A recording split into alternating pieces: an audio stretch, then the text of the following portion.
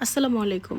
কয়েকদিন আগে আমার জামাই কিছু বই অর্ডার করছিল। ওগুলো আনবক্সিং করব দেখে আমি এখনো ভিডিও বানাইও নাই, সে বইও পড়তে পারে না।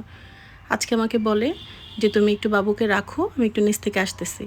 তো আসতেছি বলছে, আমি বললাম, "আবার বই অর্ডার করছেন?" বলে যে, "আসতেছি।" তো আসতেছি বলে সে চলে গেছে। দেখলাম একটা বক্স নিয়ে আসছে। বললাম, "আবার বই?"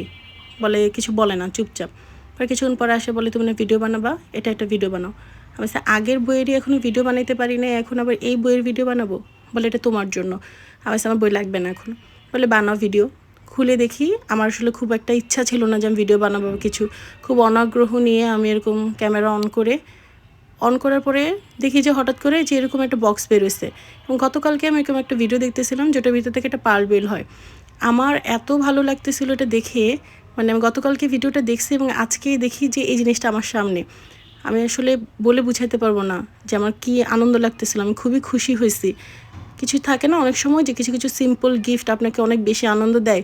অ্যাকচুয়ালি সারা দিনের পরিশ্রমের পরে এরকম একটা ছোট্ট উপহার আসলে জামাইয়ের কাছ থেকে পাওয়ার পরে খুবই আনন্দ লাগে, এবং আমার খুবই ভালো লাগতেছিল।